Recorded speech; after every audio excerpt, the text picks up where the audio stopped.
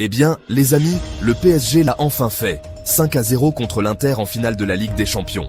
Quel score historique! Mais vous savez, si Paris est au sommet de l'Europe aujourd'hui, c'est en grande partie grâce à un homme, Luis Enrique. Plongeons dans la manière dont l'Espagnol a réécrit l'histoire du club en seulement 2 saisons. On dit souvent que lorsqu'une équipe perd, c'est la faute de l'entraîneur. Mais quand elle gagne, là, ce sont les joueurs qui récoltent tous les lauriers. Cette fois, par contre, c'est un peu différent. Luis Enrique, lui, a cassé les codes.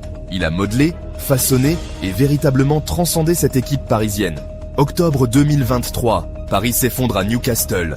1-4. Les critiques n'ont pas tardé à se déchaîner. Luis Enrique était le coupable idéal. Ses décisions, incompréhensibles. Sa gestion de Mbappé, contestée. Même sa communication crispait. Trop confiant, trop sûr de lui, disaient certains. Mais ce que peu de gens voyaient, c'est qu'il suivait un plan. Clair, ambitieux et cohérent. Dès sa première conférence de presse, il avait annoncé la couleur. Il n'était pas là pour plaire, mais pour bâtir. Pendant 2 saisons, Luis Enrique a fait des choix forts. Il a écarté certains cadres, fait monter des jeunes, imposé un jeu exigeant. Résultat, le PSG avait l'équipe la plus jeune des phases finales cette saison. Et pourtant, ils ont fait tomber les plus grands. Willian Pacho, débarqué de Francfort sans expérience en C1. João Neves, à peine 20 ans. Désiré Doué, méconnu du grand public. Et que dire de Dembélé, devenu chirurgical, ou Donnarumma, qui a su faire taire les doutes. Samedi soir à Munich, tout s'est aligné. Luis Enrique a préféré Doué à Barcola, un choix gagnant. À 4-0, Paris continue d'enfoncer le clou. Dembélé presse comme jamais. Hakimi multiplie les courses. Les permutations offensives sont constantes. C'est la signature Henrique. Intensité, mouvement, intelligence.